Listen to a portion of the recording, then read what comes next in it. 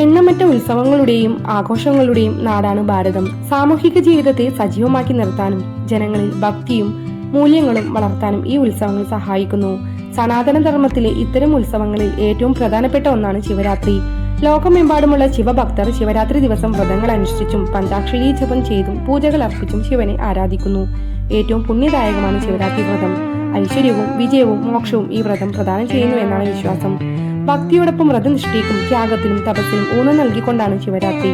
യഥാർത്ഥ ശിവരാത്രി എന്ന് പറയുന്നത് ശിവതത്വത്തിലേക്ക് ഉണരുന്നതാണ്. ഞാൻ ശിവസ്വരൂപമാണ്, അല്ലെങ്കിൽ ഞാൻ ശുദ്ധ ചൈതന്യമാണ് എന്ന തിരിച്ചറിവാണ്. നമ്മുടെ ഉള്ളിലേക്ക് നോക്കി നമ്മെ യഥാർത്ഥ സ്വരൂപത്തെ കണ്ടെത്തുക എന്നതാണ് ശിവരാത്രിയുടെ സന്ദേശം. സർവേശ്വരനായ ശിവൻ ഭിക്ഷാപാത്രം കയ്യിലേന്തി നടക്കുന്നു എന്നാണ് സങ്കല്പം. ത്യാഗമാണ് ഈശ്വരനെ പ്രാപിക്കുന്നതിനുള്ള മാർഗം എന്ന തത്വത്തെയാണ് ഇത് വെളിപ്പെടുത്തുന്നത്. നമ്മുടേതെന്ന് നമ്മൾ കരുതുന്ന എല്ലാറ്റിനെയും ഉപേക്ഷിക്കുമ്പോൾ നമ്മൾ എല്ലാം നേടുകയാണ് ചെയ്യുന്നത്. അങ്ങനെയുള്ള ഭിക്ഷു പ്രപഞ്ചത്തിന്റെ നാഥനാണ്. ദേഹം നിലനിർത്താനുള്ള അന്നത്തിനു വേണ്ടി മാത്രമാണ് ഭിക്ഷു കൈനീട്ടുന്നത്.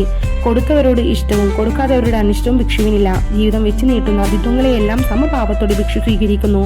ത്യാഗത്തിന്റെ കാര്യം പറയുമ്പോൾ ഒരു സംഭവം ഓർമ്മ വരുന്നു. 2 സന്യാസിമാർ കൂട്ടുകാരായിരുന്നു. അതിൽ ഒരാൾ സാധന ചെയ്ത് ഒരു കുടിലിൽ കഴിഞ്ഞു വന്നു.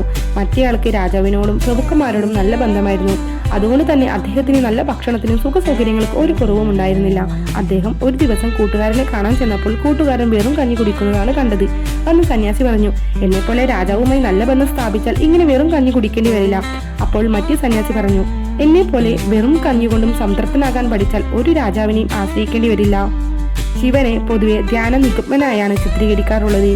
നിശ്ചഞ്ചലവും നിശബ്ദതയും രണ്ടും മഹത്തായ ഗുണങ്ങളാണ്.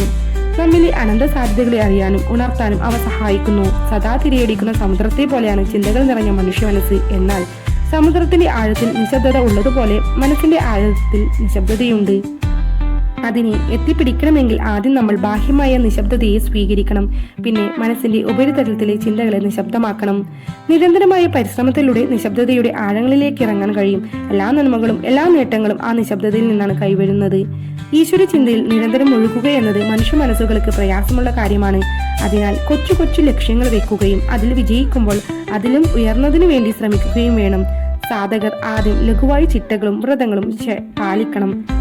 ക്ഷമാപൂർവ്വം മുന്നോട്ടു പോകണം. സ്ഥിരോത്സാഹത്തോടെ പ്രയത്നിച്ചാൽ തീർച്ചയായും വിജയം കൈവരിക്കാം.